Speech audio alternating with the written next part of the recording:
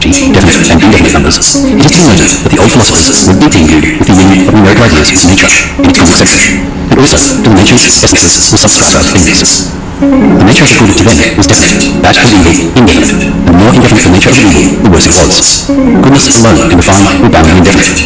In the human soul exists a statistic of divine goodness. This bounds and moderates the indefiniteness and inequality of its desires. It may demonstrate that all inequality arises from equality, so that attaining, as it were, the power of a mother and a root, she pours forth with exuberant fertility all sorts of equality, and, did space and time allow, it could be also shown that all inequality may be reduced to equality. Irenaeus, in his treatise on arithmetic and economicals, throws another light on numbers. He says some are like friends, they are amicable numbers, such as 284 and 220. Pythagoras, being asked by a friend race, said, another I. Now this is necessary to indicate these numbers, the parts of which are familiar with each other, according to the nature of friendship. Ozanam, a French mathematician, in 1710, gives examples in his mathematical recreations of such amicable numbers. He remarks that 220 is equal to the sum of the alpha parts of 284. Thus, 1 plus 2 plus 4 plus 71 plus 142 equals 220. And 284 is equal to the sum of the alpha parts of 220. Thus, 1 plus 2 plus 4 plus 5 plus 10 plus 11 plus 20 plus 22 plus 44 plus 65 plus 110 equals 284. Another such pair of numbers are 17,296 and 18,416, but for purposes of brevity, I won't go through those now. Very curious speculations as to the relation between numbers and marriage and the character of offspring rate are to be found scattered throughout the writings of the philosophers. Plato, in his Republic, has a passage concerning a geometric number, which, divinely enumerated, will be fortunate or unfortunate. Nicomedes associates it with the same number, and he calls it the natural number, and he passes from it to state that from 2 good parents only good offspring can come, from 2 bad parents only bad, and from a good and a bad parent only bad.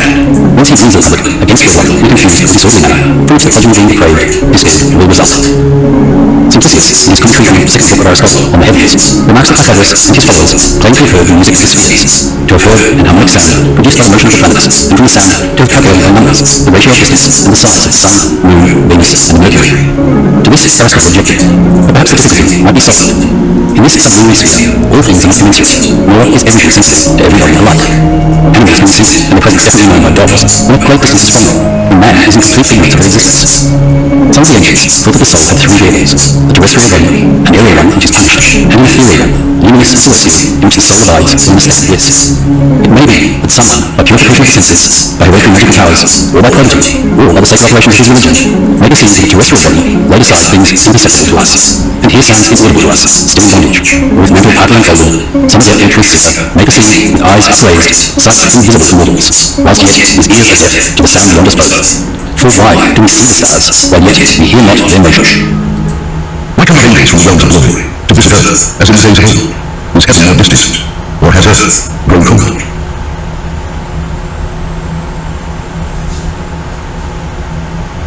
For a deep dive into the history, philosophy, and tradition of Freemasonry, subscribe to From the Quarries. You will find hundreds of lectures, presentations, shorts, and other Masonic works written by Freemasons for Freemasons. Visit FromTheQuarries.com or YouTube at From the Quarries.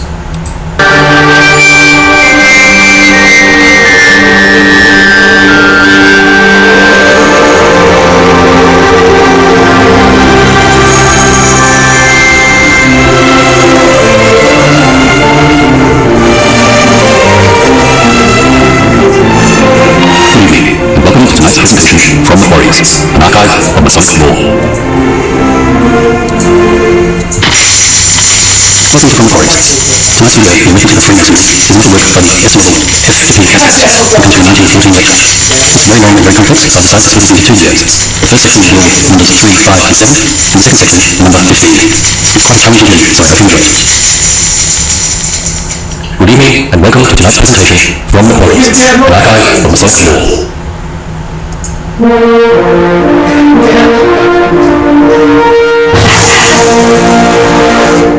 That one genius. What is the new call of arithmetic has been historically one of the most important factors in the development of the human mind. As it is in all arts and sciences in which Freemasons have been founded, the study of the purposes and ideas underlying the Jewish craft. The architect, a geometrician, and every analysis, whether operative or free and speculative, are absolutely dependent on the science of numbers. Long ago, Pythagoras made his whole system of philosophy rest on the regulating relation of all things, and on this account, he made regarded as the philosopher of numbers. Full of Alice, the only explained by his teaching, put it in a nutshell thus: number is the principle of order, the principle on which the cosmos, the ordered world, exists. Only 500 years ago, when inquiry concerning freemasons in Aristotle physics, it is how various collections, particularly the school of rhetoric, of weights and measures, were constructing dwellings and buildings of all kinds, and the true meaning in all things for the use of man. And when he asks, what do masons seek to hide? His informant mentioned, among other things, the way of obtaining the faculty of NVRAC, which is, it seems, just the same arithmetic which I want to speak to you of in this lecture. With regard to these facts, we are justified, I think, in taking any numbers, quantities, and measurements which an individual must take significance. And, indeed, I might think, as an individual, there is nothing arbitrary, superfluous, or meaningless. I am aware that any attempts to explain how the art of counting has evolved, but having trouble extensively and gained sense of the ways of other races, I may venture to give you some of my own thoughts on the subject. At the dawn of civilization, it seems to be tried counting by threes and tried counting by fives.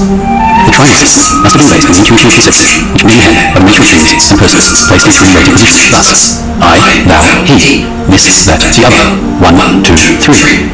The quantity system also has 5 things per hand, hence the Roman interest seems to be only interest under 10. The word continuous means fingers.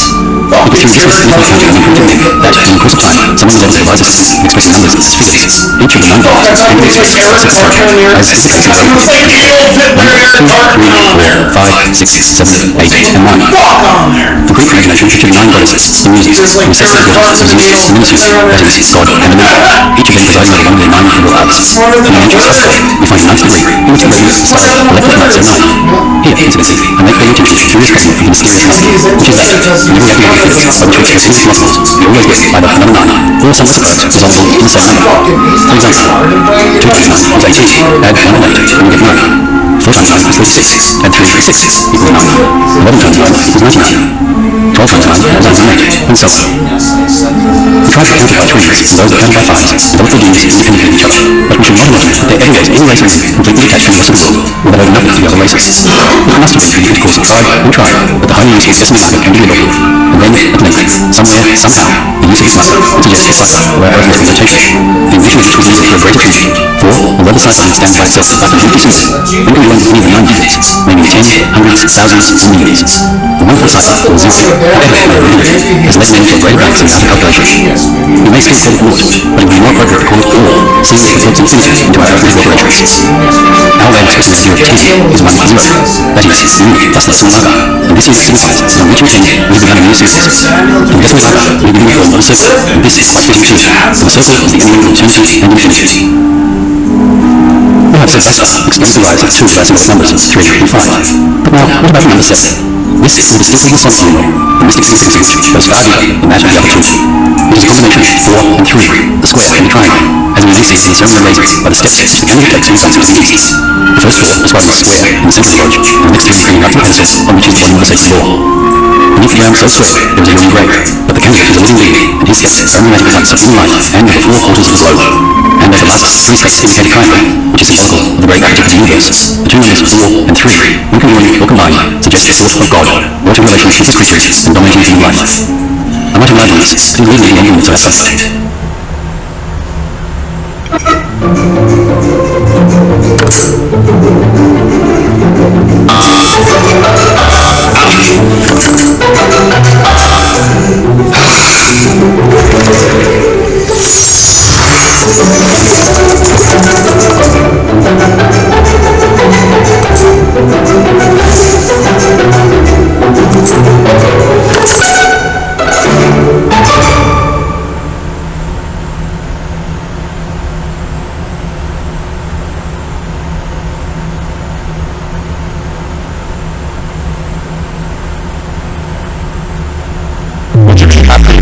Where you are in life and job forever? If the answer is yes, then this video is not for you. But if you want to finally achieve the time, location and financial freedom you know you deserve, this new career may be the answer to all your prayers. Because what I'm about to reveal to you is unlike anything you've ever seen before. It pays extremely well, it's flexible with hours and location, you don't need a degree, and here's the craziest part, you can earn while you learn and still have enough time to juggle your current job, responsibilities, and even family. So here's what I'm talking about.